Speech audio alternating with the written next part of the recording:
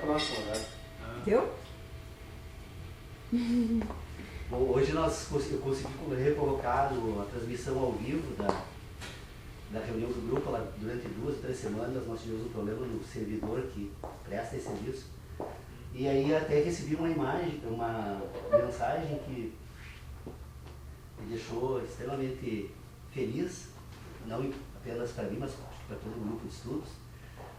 Nós temos o Antônio, Tavares, é um contato que nós temos na cidade de Porto, em Portugal, e essa semana até eu te encaminhei um e-mail, não sei se chegaste a ler, que ele nos relatando que eles nos acompanham lá de Portugal, as reuniões do grupo, e aí sugerindo inclusive que nós, pelo menos já que eu tenho apresentado quase sempre a pauta da reunião, que é o exame dessa questão do sistema hepta-animal de inteligência, ele pediu para trabalhar com talvez alguns outros exemplos. Mas obrigado então, Antônio, né?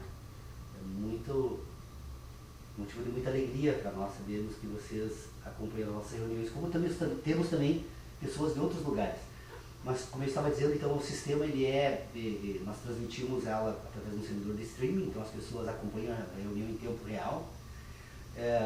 No decorrer dos próximos dias, eu estou tentando ver se consigo fazer alguns ajustes no sistema de tecnologia, e aí para botar uma tela, um monitor aqui e permitir que as pessoas que estão nos assistindo também possam participar da reunião durante os nossos debates. Que a tecnologia hoje permite tudo isso, então tomara que dê certo. Vamos esperar que se acerte essas questões aí mais técnicas para ver se a gente dá um passo adiante. Temos hoje a presença do Fábio, meu aluno aí de Filosofia e Ética no IASA. Tive esse desafio esse ano lá da coordenação do curso, trabalhar com essa disciplina num curso de Direito, que para mim pelo menos está sendo um aprendizado muito grande, porque eu acho que nós professores sempre aprendemos muito mais do que os alunos, na medida que precisamos sistematizar o conhecimento e expor com uma mínima ordem. Tércio nasce aliás, o sobrenome diz tudo, né? Já devidamente paramentado, eu já sei que temos algo bom aí depois para comemorar, para filosofar também, numa outra dimensão.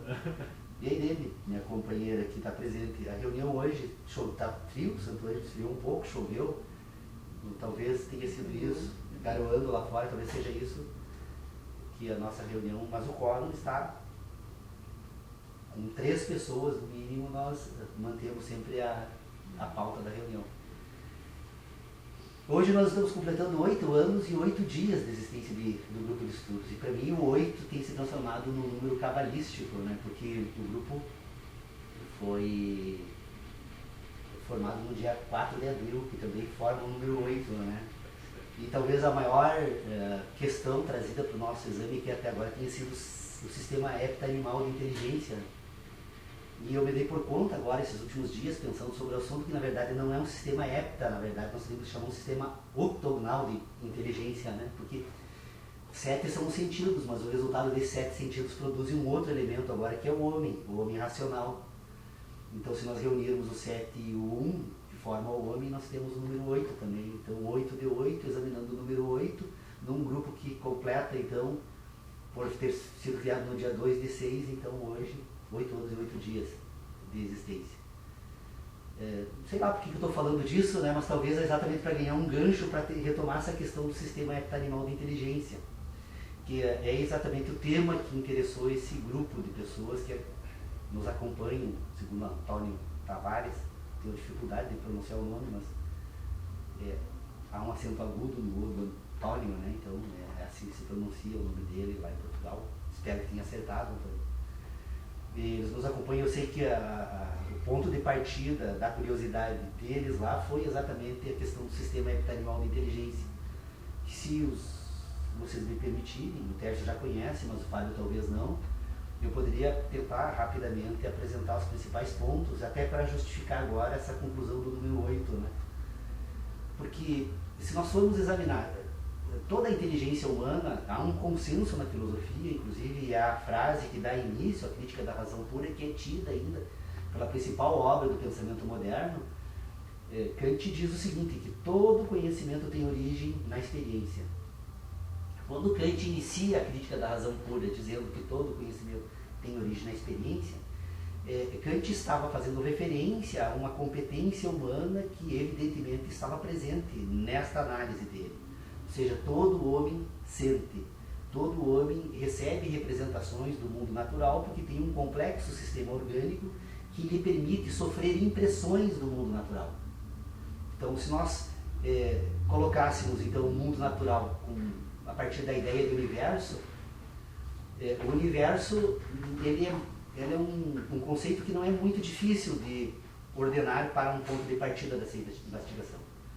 Nós poderíamos dizer que o universo é um processo em curso do espaço. Olá, Ademir, seja bem-vindo. Olá, tudo bem? Seja bem-vindo aí, por favor. Tome lugar aqui.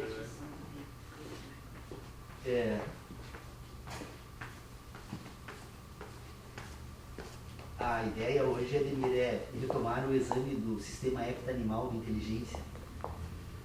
Talvez você participou de uma reunião que nós abordamos de uma forma, talvez, não com o propósito que era o propósito que eu apresentei hoje aqui para o grupo, ou seja, na verdade, retomarmos. Então, eu estava relatando para os colegas aqui que nós temos, eu recebi inclusive essa semana, que encaminhei, do Antônio, isso, para Portugal, legal também. E eu estava dizendo que exatamente a questão que atraiu a curiosidade desse grupo que nos acompanha em Portugal é o sistema heptanimal de inteligência. Eu estava dizendo que hoje nós completamos 8 anos e 8 dias de existência do grupo. E o grupo foi fundado no dia 4 de abril, que também forma o número 8. E o sistema heptanimal, nesta semana, eu me dei por conta que ele precisa ser acrescentado mais um novo elemento na explicação da teoria, que é o homem, que também o 7 e o homem, então completa também o número 8. Se tu colocar o 8 na horizontal, ele é o símbolo matemático do infinito. Do infinito. E se vocês, não sei onde que eu li um dia, em algum lugar, as diferentes representações da palavra 8 nas línguas, ela tem um significado quase que uniforme, embora, eu não sei exatamente qual agora, realmente não, mas tudo bem, isso não tem nada a ver, não vamos desviar o tema, mas eu estava tentando colocar. O número 8, então, hoje nós estamos completando 8 anos e 8 dias e vamos tomar isso como provocação para ele incluir no sistema heptanimal, então, um 8º elemento que seria o homem. Eu estava colocando na seguinte questão, Immanuel Kant, quando ele escreve a Crítica da Razão Pura, ele parte, no início da sua obra, de uma afirmação categórica, que diz o seguinte, que todo conhecimento tem origem na experiência. O que nós poderíamos, essa é a principal obra do pensamento moderno, portanto, o que nós poderíamos, porque isso representa uma conclusão de uma série de reflexões que Kant vai desenvolver, então, fez e vai desenvolver nessa obra a partir de então. Esta ideia de que todo conhecimento tem origem na experiência, nós poderíamos tomar ela, então, como todo conhecimento humano tem origem nas sensações. Por quê? Porque o instrumento da experiência é a sensação. A sensação é uma capacidade humana de receber representações do mundo natural através de um processo que é físico, que é um processo de impressões. Nós temos, então, poderíamos tomar como ponto de referência, porque tem que ordenar desde o início, e não dá para fugir de certas discussões. Então, nós precisamos primeiro entender que o homem está presente em algo que nós denominamos de universo. Esse universo, obviamente, é indescritível. É impossível descrever esse universo aqui para nós, então, darmos início à reunião, porque precisamos de uma organização dessa ideia, pelo menos. Então, abandonando qualquer tentativa de descrição, eu diria que o universo é um processo. E se eu for observar atentamente esse processo, eu vou perceber que é um processo em curso no espaço. O universo é algo que procede no espaço. O que faz ele proceder e a consequência final desse procedimento está fora das minhas cogitações, mas eu reconheço que há um processo em curso. Nesse processo, o universo então está presente o homem. O homem, como uma parte do universo, porque o universo é o todo, então o homem é uma parte, ele também é um processo no curso desse universo, só que o homem completa um ciclo de um processo. Qual é o ciclo que completa o homem? O nascimento e a morte. Então todo o processo é composto por um conjunto de ciclos. Nós poderíamos dizer então que o homem faz parte é parte porque é um ciclo. Porque se não fosse parte seria o todo e portanto seria o processo como tal. Sim, mas o próprio universo é um ciclo, né? Mas no início a gente não sabe qual é o fim. Que está fora de cogitação, já coloquei isso, né? O universo é um processo que nós não temos condições de dar a causa inicial e a causa final. Mas o homem nós temos, ele nasce e morre. E esse homem que nasce e morre, então agora, ele está presente no universo. Esse universo, então, ele tem um conjunto de outros ciclos processuais que compõem aquilo que nós denominamos de fenômenos. Então o universo é um composto de fenômenos e o homem é um fenômeno. Então, das relações entre o homem e os fenômenos do universo, o homem sofre impressões. Essas impressões, então, são aquelas que são percebidas pelas sensações. E as sensações, então, agora é o primeiro elemento que nós podemos colocar apartado como um elemento de análise, então, desse processo total, que é o universo, e que tem um processo parcial, que é o homem. Bom, se o homem sofre impressões das relações que ele mantém com o universo, de que forma essas impressões, então, são organizadas? É essa a pergunta que tem que ser feita e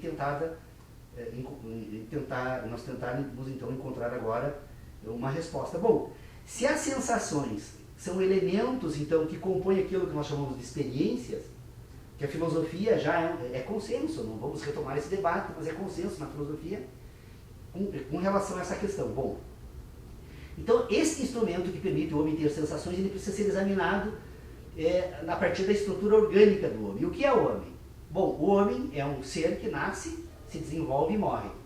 Ele tem, então, um ciclo inicial e uma consequência final. O que faz o homem nascer e o que leva o homem a morrer, nós podemos identificar uma série de questões, organizar, inclusive, os elementos que servem para a vida e que servem para a morte, mas nós não temos condições, mesmo como nós estamos fazendo no universo, nós não temos condições de dar, então, a causa inicial e muito menos a consequência final. Mas esse homem que sente, então, ele sente porque ele possui um complexo mecanismo que ele faz uso para ordenar as sensações. Então, o tato, a visão, o olfato, o gosto e a audição. Esses 5 sentidos, então, humanos, é que permitem que ele receba essas impressões do mundo natural. Porque sempre que o mundo natural, então, se apresentar para este homem, ele se apresenta, então, se relacionando com um desses sentidos. Às vezes com mais de um e às vezes com todos os sentidos ao mesmo tempo, que são ordenados a partir, então, de um conjunto de mecanismos que esse indivíduo possui para ordenar sensações. Bom, se nós examinarmos esse indivíduo, então nós vamos perceber que o mundo natural imprime sensações e, portanto, as sensações é o primeiro elemento de ordenação do sistema de inteligência. Só que esse indivíduo que sofre impressões do mundo natural, agora ele também possui outros mecanismos de ordenação do sistema de inteligência total que vai compor essa estrutura orgânica. Então, o homem que nasce e morre, ele é coordenado por 2 instruções que a natureza, do seu nascimento e a causa da sua morte, vão coordenar. Não se sabe lá quais são esses mecanismos. Há quem busque respostas na religião, outros buscam respostas na filosofia, outros na ciência, mas o certo é que todos nós reconhecemos que o homem, então, ele está permanentemente buscando sobreviver enquanto estrutura orgânica. Isso vale não apenas ao homem, mas a todas as estruturas orgânicas vivas. Há uma ordem natural de sobrevivência. As estruturas buscam permanentemente sobreviver. E essa busca da sobrevivência é natural, não é algo racional. Embora o homem possa buscar a sobrevivência tentando produzir alimentos e transformando a natureza, mas antes destas ações que lhe levam a agir assim, ele tem uma instrução da natureza, que vai dar permanentes instruções para que ele busque a sobrevivência. Além da sobrevivência, essa estrutura orgânica, para sobreviver, ela precisa permanentemente se reproduzir. A cessação da reprodução é a morte, porque essa estrutura orgânica que nasce lá da reunião de informações genéticas que tem origem no homem e na mulher, imediatamente elas passam a proceder e se reproduzir de certa forma, com instruções que nós não sabemos de onde vem, mas que existem numa estrutura orgânica, cada estrutura orgânica, então, tem o seu código genético. Esse código genético vai dar instruções para produzir um resultado final, que é um ser que se transforma na medida em que ele se reproduz. Está permanentemente se reproduzindo. Então, nós temos 2 instruções básicas da natureza que servem de referência para esse sistema de inteligência, que são as instruções de sobrevivência e reprodução.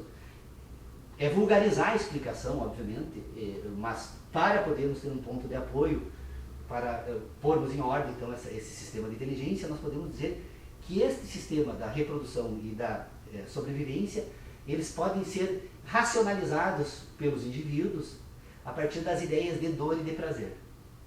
Então nós temos 5 sentidos que são exógenos, que são impressos pela natureza, e nós temos 2 sentidos endógenos que são voltados para o interior dessa estrutura orgânica. Então vocês percebam, nós temos um conjunto de instruções que são endógenas, voltadas para o interior do organismo, nós temos um conjunto de instruções exógenas que vêm de fora desse organismo. Da reunião destas 2 instruções com estas 5, é produzido agora um complexo sistema de relacionamentos que vão representar sínteses orgânicas. Ou seja, toda vez que o indivíduo então aprende com a experiência ou recebe informações do mundo natural através desse sistema de impressões que são as suas experiências, das relações dessas 5 relações exógenas com as 2 endógenas, ele produz uma sintética. Essa instrução sintética agora ela serve para pôr em ordem, numa outra parte dessa estrutura orgânica, um complexo sistema de relacionamentos que tem o propósito de fazer com que essa estrutura orgânica consiga reconstituir através de um sistema de memória os resultados das relações entre essas impressões e estas sínteses. Ou seja, o homem presente no universo, que é um ciclo do universo que é um ciclo total, então vamos dar contemplar o Fábio na expectativa dele.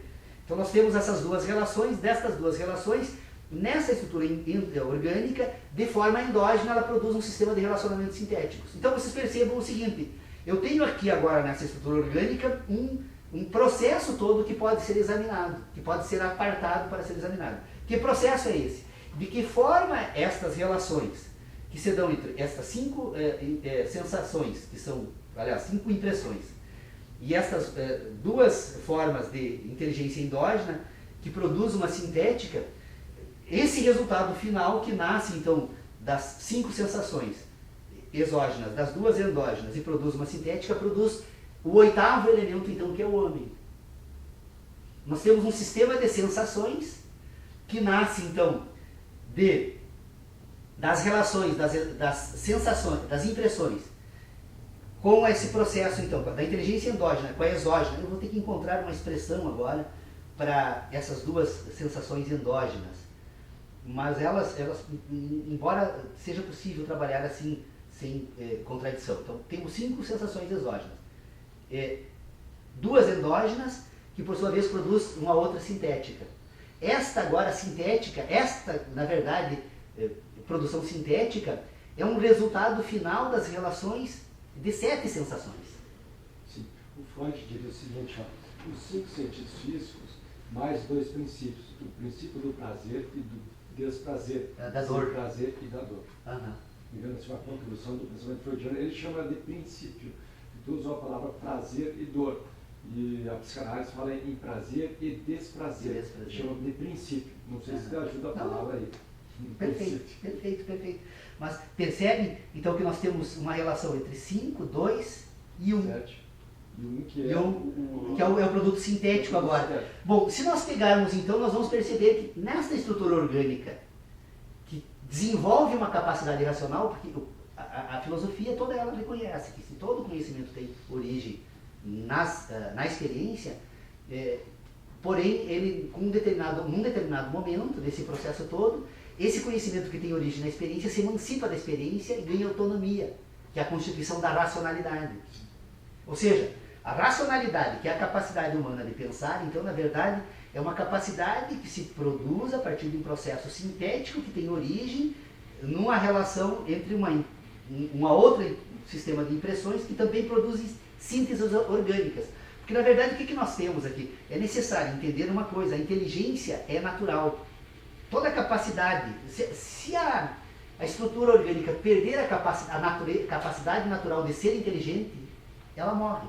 Sim, isso aí, você tem uma palavra que me parece que ela é uma linha aqui na CEP, que é sensações ou percepções.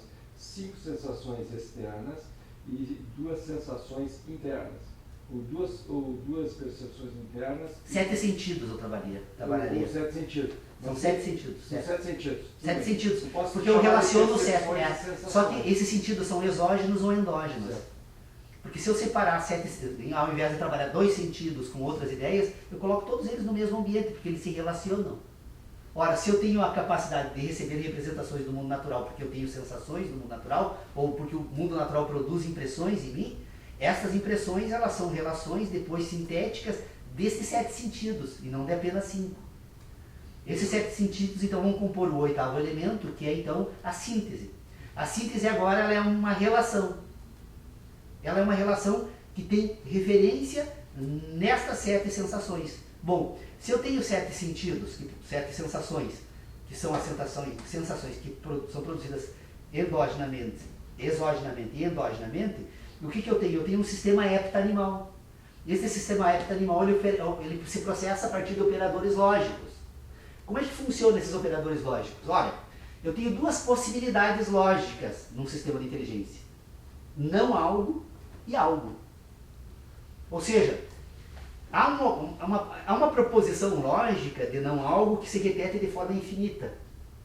A não possibilidade é infinita.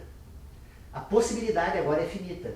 Então eu tenho operador lógico não algo e eu tenho operador lógico algo. Ora, quando esse operador não algo se repete infinitamente, o sistema de inteligência não tem função alguma. Mas quando esse operador lógico algo, esse operador lógico algo não se dá algo isolado. É um operador lógico algo que no mínimo tem relação com os 2 operadores lógicos endógenos. Então eu tenho algo do mundo natural, e aí então imediatamente a relação deste algo, né, produz relações com algo, e essas relações agora abrem novos operadores lógicos, e sempre entre 7. Por quê? Porque na verdade o algo, quando ele opera sobre o sistema heptanimal, ele opera de forma relacional.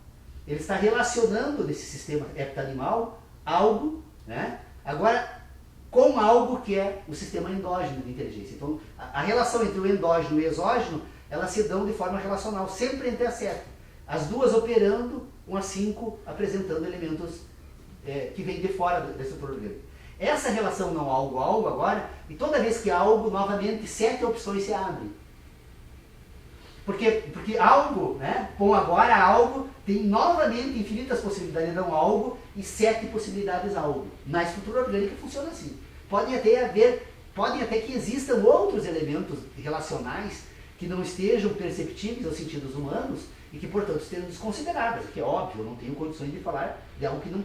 Mas o que o sistema orgânico recebe é isso. Bom, quando esse processo heptanimal não algo é o quê? É um processo sintético. Esse processo sintético agora é resultado desse conjunto de relacionamentos. Só que esses relacionamentos se encadeiam por redes, por ciclos também. Porque sempre que algo não se aparece de forma isolada. Algo que atinge essa estrutura orgânica é algo agora que está relacionado também dentro desse universo com um conjunto de outros processos que estão em curso. Ora, se eu tenho o universo como um complexo processo do espaço, esse processo universal é tão complexo que nós vamos encontrar nas mais minúsculas partículas processos algo. E esses processos algo, todos eles estão relacionados por esse sistema heptanimal de inteligência dentro de outros processos algo. Eu uso essa palavra com uma certa tristeza, porque eu ainda não consegui encontrar uma expressão mais feliz. O processo lógico não algo, e aí esse não algo opera um operador lógico heptasistemático. E esse processo heptasistemático produz uma síntese unitária, que é o reino humano ou também fora do reino humano? Eu não sei. Nós vamos perceber que na natureza animal nós temos processos praticamente idênticos. O único problema dessa estrutura orgânica é que esse processo sintético, no homem, num determinado momento, ele adquire autonomia. Sim. Ele não apenas se relaciona com o sistema heptanimal, mas agora ele se relaciona entre ele mesmo. E aí ele passa a produzir agora um processo sintético da própria síntese, que é a capacidade agora de produzir representações. Uma questão interessante é o seguinte, ó. Kant, na sua época, quando ele mostra isso aí com bastante propriedade, e hoje você é muito didático, hoje faz...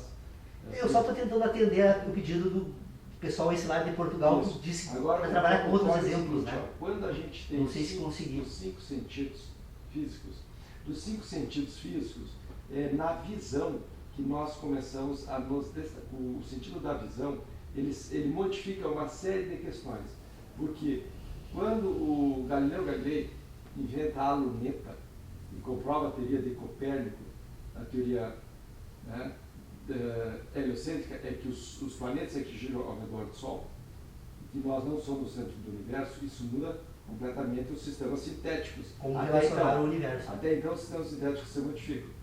Então, quando nós conseguimos enxergar as estrelas, conseguimos perceber que o elemento de hidrogênio, por exemplo, ele é universal dentro do universo.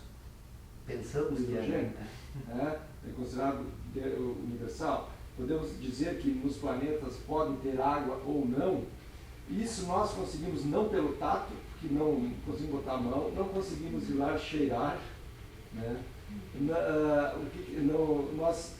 Não conseguimos escutar, ouvir, pela visão através de instrumentais ou de ferramentas ou de artefatos que os humanos inventam e ampliam a sua visão, pegando os 5 sentidos. Então, nessa correlação aí, nós podemos perceber hoje que a complexidade dos juízos sintéticos, das percepções ou das sensações heptaminimais, ela tem um destaque para a visão.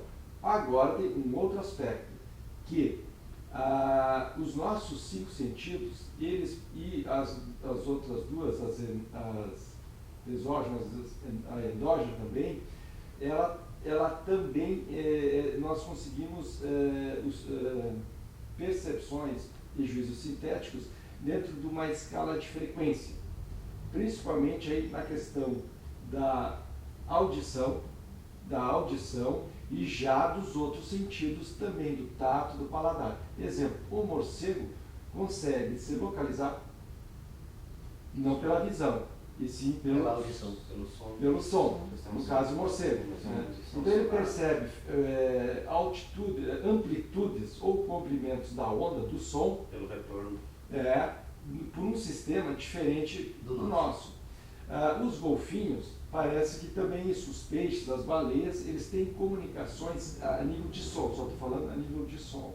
As abelhas conseguem se localizar sua colmeia aflorada e se comunicar entre elas por um sistema também de percepção de faixas de frequência. Ou seja, esse universo, que a gente diz, esses algos, ele é de uma complexidade na qual nós conseguimos ter percepções dentro de determinadas frequências ou determinados limites ou intervalos. Através do desenvolvimento de artefatos, a gente vai ampliando os 5 sentidos, inclusive as questões de frequência, né? A própria frequência do som, a própria frequência da luz, a gente está conseguindo, à medida que vai se evoluindo, fazendo novas descobertas, a possibilidade de ampliar isso aí. Então, me parece que o que tu vem colocando até agora é assim, extremamente complexo, complexo é aquilo que é tecido junto com outras coisas. Sim, claro. Né? Não é Complexidade de separado. vários elementos. Eu ia perguntar antes, será que os animais eles não ficam no mundo fenomênico, enquanto o humano faz síntese? Sim. Na verdade era a questão que eu estava introduzindo, assim, mas eu acho, só para retomar a questão do Ademir, perfeito, Ademir. Eu só gostaria de dizer assim, não é o meu propósito examinar isso hoje, até porque esse é um assunto que eu ainda penso muito sobre ele, portanto, não tenho conclusões definitivas nesse sistema total, mas uma questão, pelo menos, eu tenho tranquilo para mim, que eu já tenho por resolvido. A visão, tecnicamente, nós poderíamos dizer que ela não é um sentido. Porque a visão, na verdade, é um processo lógico. Qual é o elemento lógico que a visão trabalha? O sistema de inteligência humano consegue estabelecer, ordenar esses sistemas. São diferentes comprimentos de ondas de luz que a retina decifra, e essa capacidade humana de decifrar diferentes comprimentos de ondas de luz pela retina permite agora que nessa estrutura sintética de inteligência se produza um sistema de relacionamento que vai ordenar o espaço, as formas e as cores. Então todas as ideias de forma, espaço, que na verdade é a mesma coisa, mas só estou separando para forma, espaço e cores são ordenados por esse sistema de inteligência. Só que, tecnicamente, nós poderíamos dizer que o homem não recebe nenhuma impressão. Ele decifra um conjunto de informações que se projetam por diferentes tamanhos de onda de luz. Tanto que nós vamos encontrar em toda a história da humanidade, embora o homem sempre tenha dado, o que mais recebe crédito no sistema de inteligência humana é a visão, tanto que já é bíblico, né? Ver para crer, nasce lá da história bíblica, então a primeira indagação sobre a visão, só que a visão é a única que nos engana. Aliás, eu até diria o seguinte, não creia em nada que vem pela visão. Não acredite em nada que tua visão te revela, porque a visão é o único instrumento do sistema de inteligência que engana o homem. Engana completamente. Os espelhos enganam, né? Então nós temos, aliás, o nosso sistema de inteligência que nós desenvolvemos como seres civilizados, é um processo que nós nos enganamos permanentemente.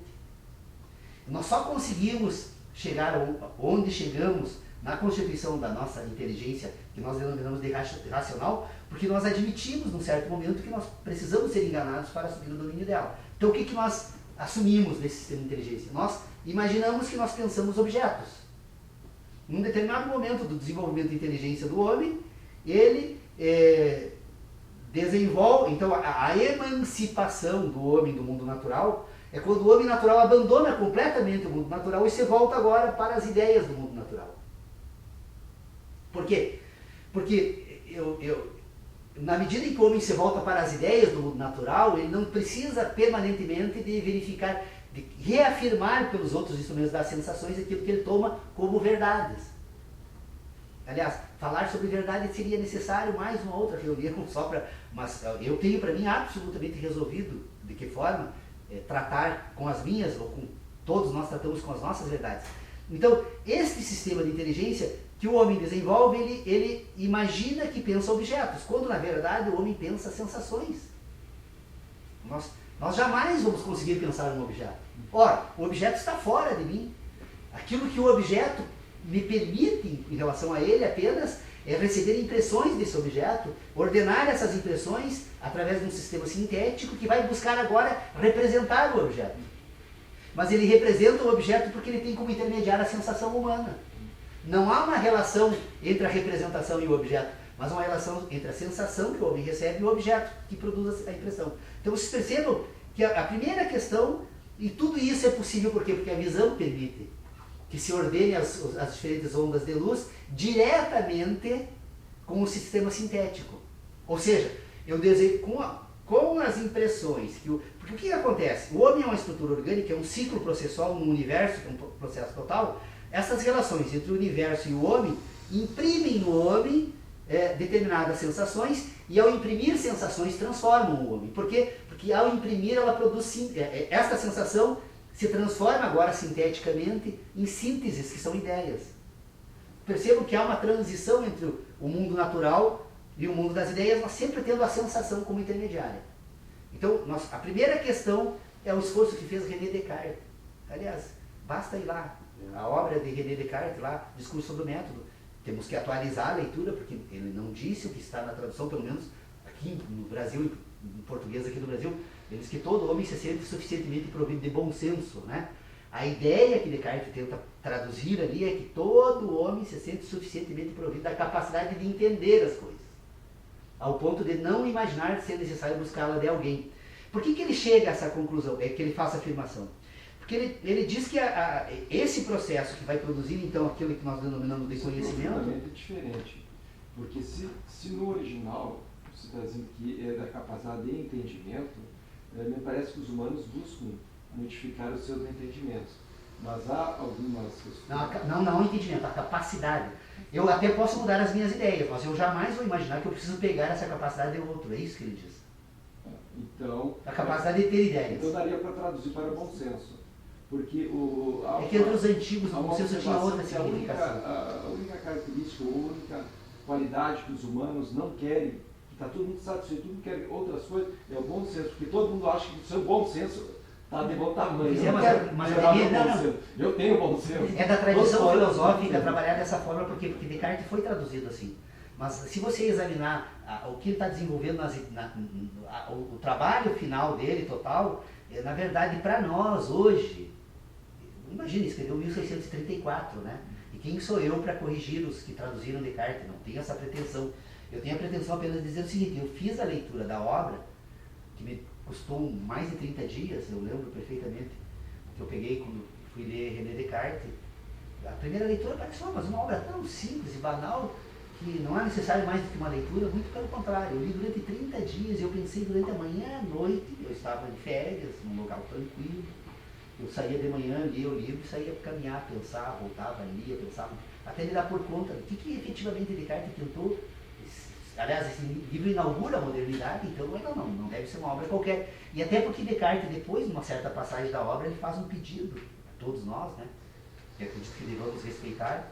Eu já ouvi um especialista em filosofia moderna, que a impressão que me ficou no final da fala dele é que ele nunca teria lido o Discurso sobre o Método, a não ser os comentadores do Discurso sobre o Método. Ele leu todos.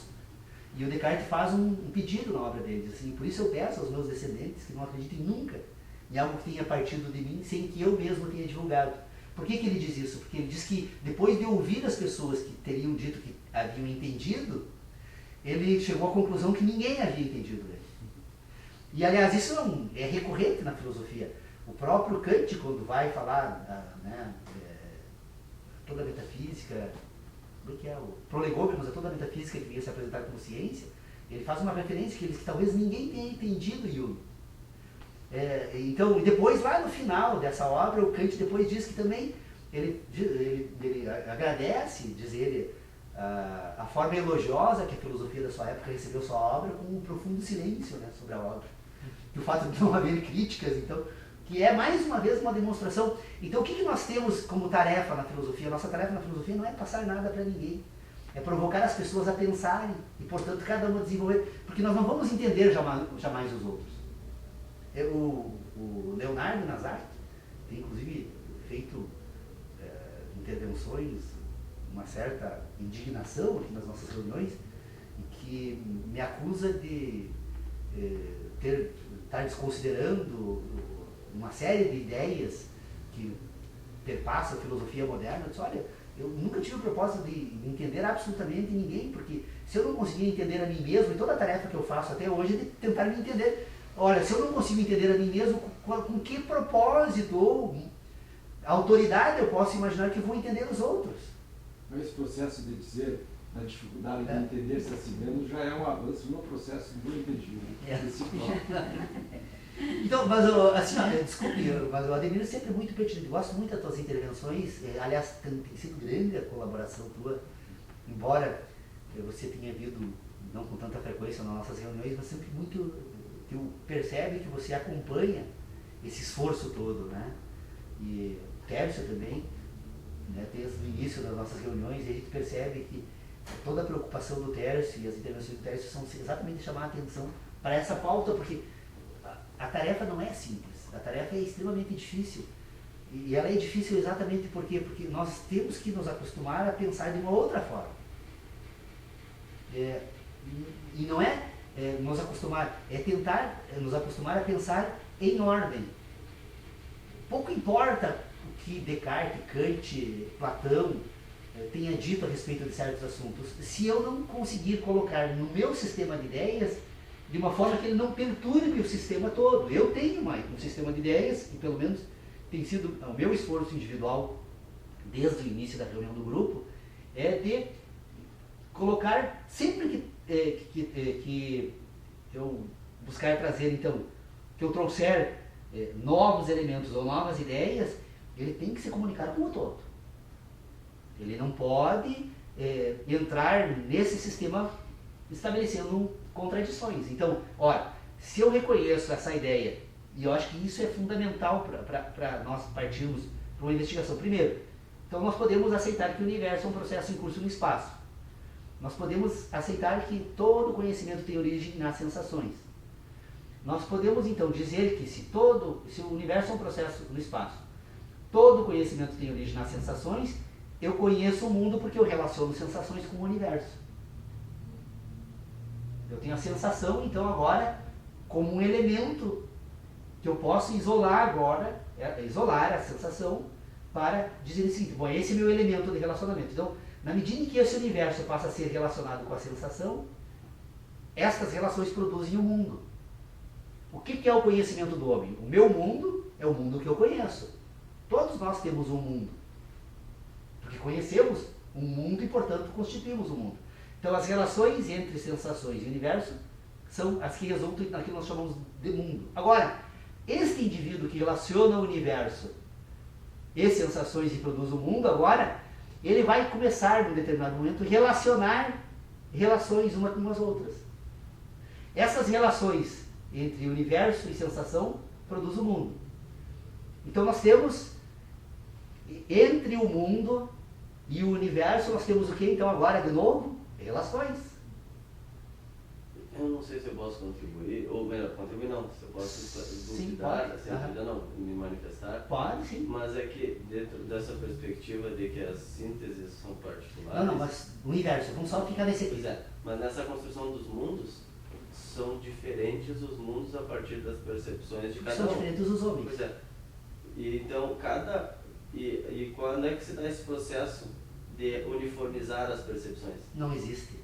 Mas a educação e a ciência, a forma Tenta racional moldar de pensar, tenta produzir moldar. sensações, Usar uma palavra agora. tenta moldar ou tenta produzir informações numa forma que todos...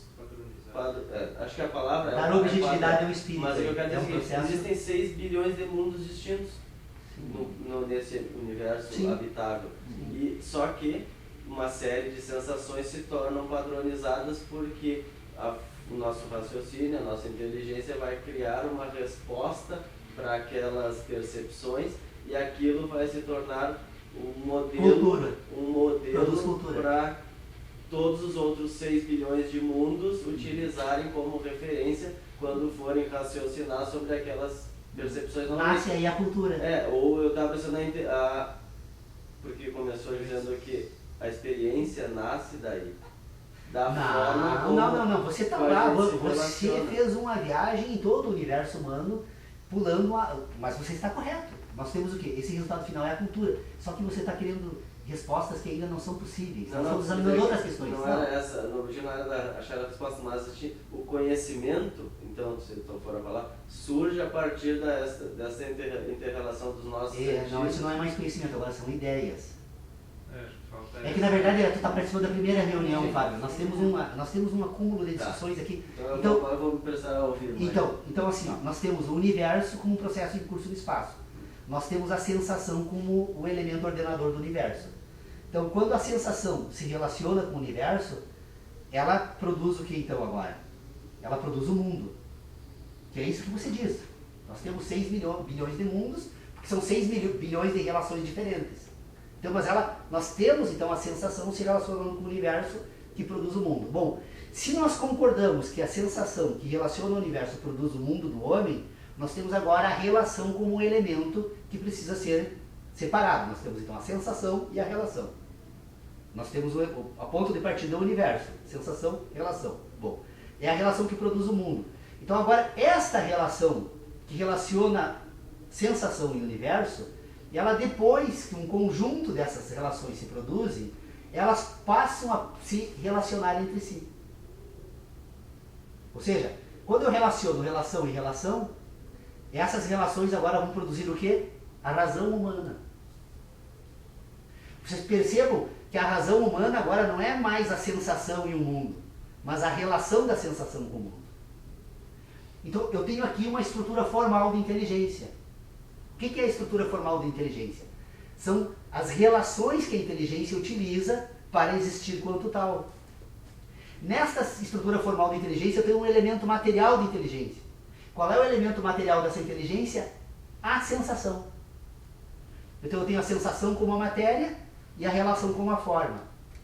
Então, eu tenho o universo, a sensação, o mundo e a razão. Eu tenho já claramente, de forma disposta no sistema, que não entra em contradição, está perfeitamente harmonioso entre si, o universo, a sensação, o mundo, a razão E agora então nós temos um sistema que nós vamos chamar de sistema racional. Qual é o sistema racional? O sistema racional que a síntese organiza não é o da sensação, mas é o da relação. Então eu tenho aqui, Fábio, e aí é uma questão assim, ó, nós já estamos, não polemizando, mas eu pelo menos estou cada vez mais convencido que essa é uma questão fundamental para levar adiante qualquer estudo nessa área. O homem total, que é o homem racional, ele precisa ser separado em 2 âmbitos de estudo. O homem total é o total. 7, 1, 8, então o homem total é o homem 8, né? Essa totalidade orgânica chamada homem, ela precisa agora colocar num âmbito de exame essa estrutura que permite sentir e numa outra estrutura de exame, essa estrutura que permite relacionar. O homem que sente, então, ele produz certos conhecimentos e o homem que relaciona produz certas ideias. Então, nós precisamos partir da seguinte necessidade. Para examinarmos essa questão, nós precisamos separar, mas fazer uma separação radical, pelo menos nas nossas ideias, embora na natureza não seja possível, entre sensação e ideia, entre conhecimento e ciência. O conhecimento está todo ele voltado para esse homem que tem uma estrutura material a examinar. Se a ciência tem uma matéria, é o homem que conhece que pode examinar a matéria. Se a ciência tem uma forma, é o homem que pensa que pode ordenar essa forma. Então, quando o homem pensa, ele produz ciência.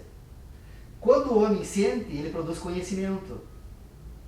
Este conhecimento e esta ciência é que vai produzir o homem total. O homem com o 8º elemento agora nasce da reunião dessas 2 dimensões. E esse 8º elemento ele não se divide jamais.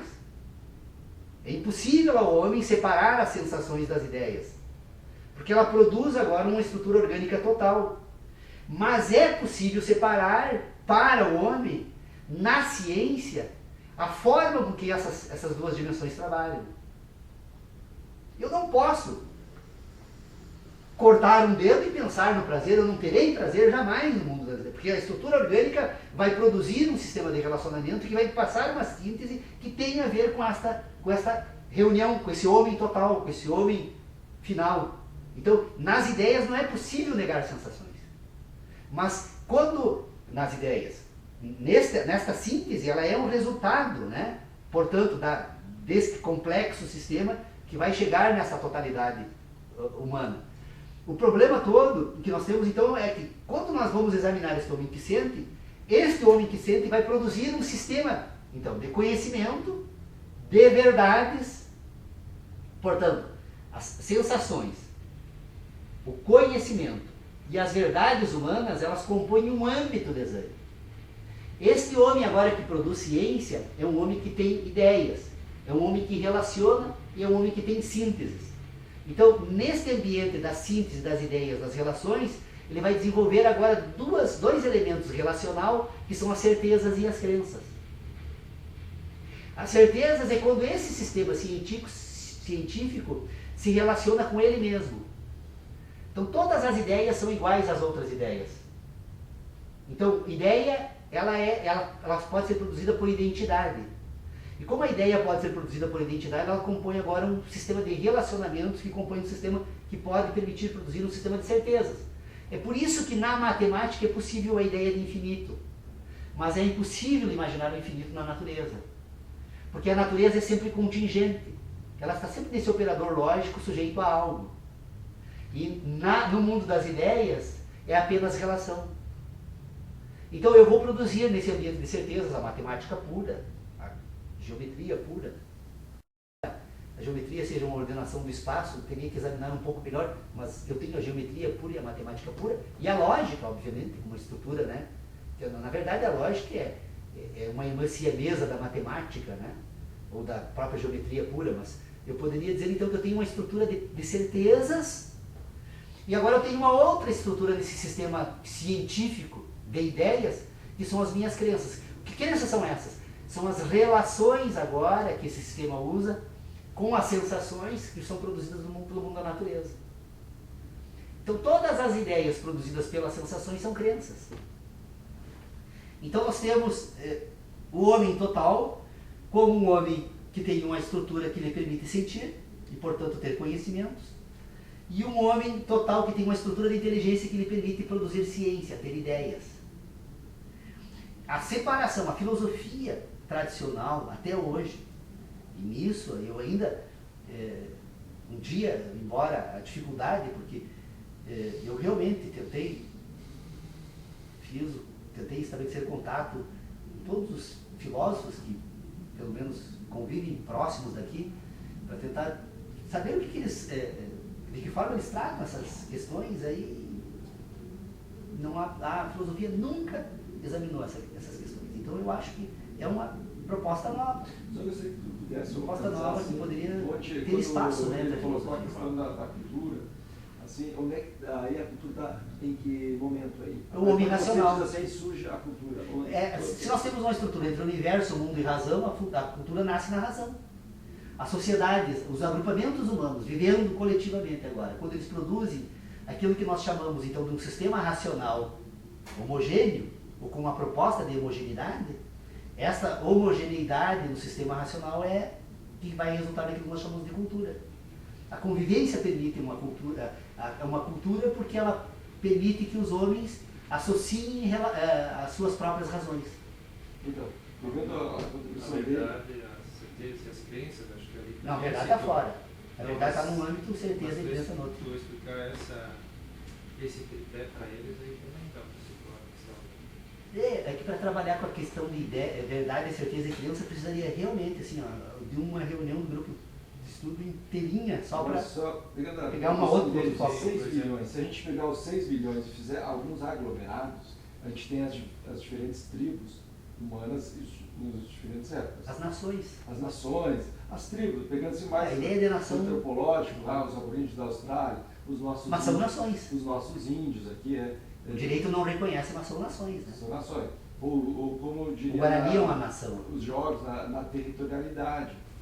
A territorialidade dos Guaranis é uma territorialidade diferente dos aborígenes da Austrália. Índios australianos e índios latino-americanos. O território e esse aglomerado de alguns milhares de sujeitos, eles constroem culturas diferentes.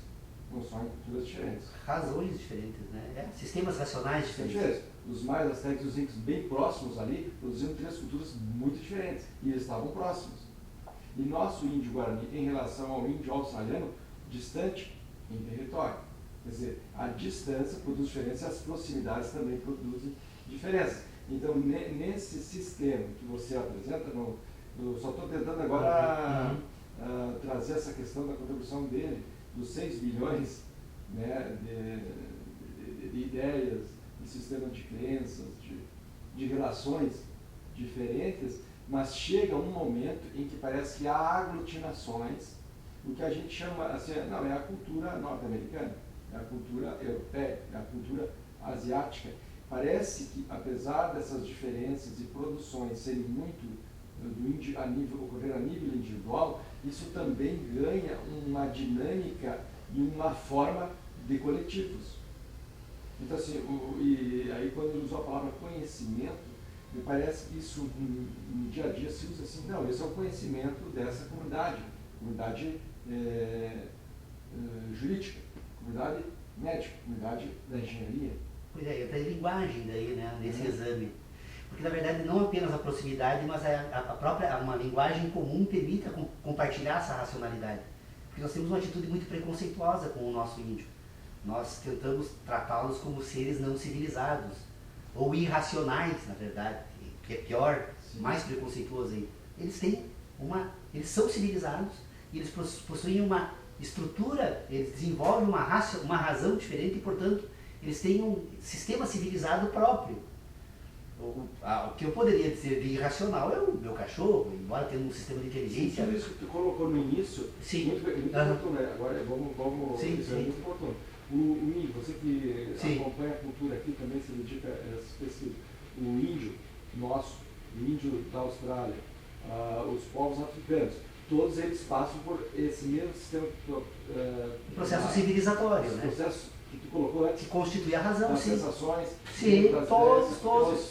ideias, Eles vão chegar a resultados diferentes porque o compartilhamento de culturas diferentes fazem eles produzir ideias diferentes a partir do compartilhamento da razão. Porque se você constitui um mundo relacionando sensação e universo, olha, se eu buscar um fundamento espiritual ou religioso para produzir essa relação, a cultura final vai ser completamente diferente daquele que vai buscar explicações na ciência ou num acúmulo de conhecimento sobre a natureza, né? De ideias. Conhecimento é a matéria da ideia, né? Na verdade, se a ciência tem uma estrutura formal e uma material, o conhecimento é o que fornece a matéria e a ciência é o que fornece a forma. A forma são relações, são ideias, enquanto que a matéria são as sensações. Bom, quando eu produzo a forma, quando eu relaciono a sensação com o universo e agora estruturo a forma, essas diferentes formas são as que vão compor as novas culturas, as diferentes culturas. Ora, se eu vou lá na fogueira examinar o comportamento de uma árvore quando queima, diante de uma situação da natureza, para tentar relacionar agora uma ideia e, portanto, produzir uma cultura e um sistema, uma nova civilização, eu estou buscando elementos novos de relacionamento que podem estar coordenados num processo com o universo todo ou não. Pode ser uma crença pura.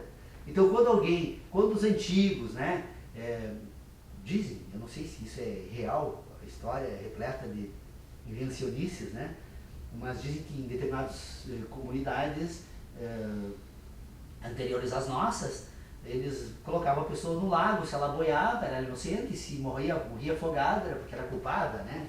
Quer dizer, são crenças, mas compõem ideias e, portanto, culturas e, então, portanto, civilizações. Nós temos diferentes civilizações. Professor, eu vou insistir no início da sua fala, a partir das percepções. Eu para mim, assim, só para te dizer uma coisa, Fábio, a palavra percepção para mim, assim, ela é caótica, porque ela não tem explicação na filosofia. Então, o recebimento dessas as impressões, tu recebe sensação. Essas impressões do mundo, a partir do sistema interno, do prazer ou desprazer, quando produzem essa síntese, que eu então quero dizer que é diferente nos 6 bilhões, são uma interação entre os nossos sentidos externos e os nossos 2 sentidos internos, né? E na ausência, como se a gente trabalharia com a ausência de um sentido externo e a mesma síntese quando se tem todos os sentidos externos? Por exemplo, em quem não tem visão, aquela síntese pode ser a mesma da síntese de quem usando os mesmos usou 7 sentidos, ao invés de usar 6. Isso quer dizer, o colega... Não, a pessoa que nunca teve a imagem na vida, ela não tem nem a capacidade de imaginar as imagens. Mas não é o que, fugindo toda a lógica, o conhecimento depois vai demonstrar que... Ela pode produzir um sistema auxiliar para se relacionar com o mundo, não, mas um mundo sem imagem. Sim, mas a síntese... A pessoa que perdeu a visão é uma coisa, a pessoa que nasceu sem visão, ela não tem a menor capacidade de imaginar como seria a imagem das coisas. Mas a síntese ela vai usar outras categorias. Depois vai virar razão e que depois vai virar conhecimento, vai ficar, ela foi produzida com menos sentidos, mas ela chegou no mesmo lugar. Ela, de algum lugar, a partir do modelo, vai chegar no mesmo lugar. Não, tudo bem, então, eu digo que não é só o 7, a síntese, ela não depende do 7, né? Ela interage com os 7 sentidos. Mas a ausência deles produz síntese distintas que vai acabar depois de um determinado momento resultando em razões semelhantes, ou em ideias semelhantes, ou conhecimentos semelhantes. Continua pensando que tu está no caminho, acho que está no caminho muito correto. Aliás, o Fábio me chamou muita atenção já, os primeiros contatos em sala de aula, aí, porque a gente percebe que é um menino que está efetivamente assim, ó, preocupado com essas questões, o que é raro, né? Mas nós vamos ter que encerrar a reunião, já está no nosso horário. Eu só quero dizer uma coisa, antes de encerrar eu quero fazer uma declaração para não ser mal entendido. A pessoa que nasce cega não tem a capacidade de imaginar coisas, vírgula. a pessoa que nasce cega, mesmo assim, herda conhecimentos e, portanto, ela tem a capacidade diferenciada. Não a mesma forma nossa, porque o conhecimento ele é legado para gerações futuras. Eu estou convencido disso. Todos os conhecimentos humanos são depois, como entre os demais animais, são legados para gerações futuras. Só deixar clara essa afirmação para não ficar... Porque é um tema que eu estou pensando muito sobre isso. Um dia ainda eu vou trazer. Fora isso, só para... Pode. Só quero dizer uma frase assim, ó, do Chico Buarque, que eu considero muito profunda. Num dos versos de uma música, ele diz assim: os poetas, como os cegos, podem ver na escuridão. Parabéns. Isso aí, com essas questões de visão, aí a gente fala que a visão tem a visão física, e a visão, me parece que a palavra visão, ela serve a esses dois homens. Você pode utilizar naquele homem dos 7 sentidos, como um sentido, a visão, e nesse outro homem do mundo da racionalidade, a palavra visão. Só que ela ganha um outro caráter.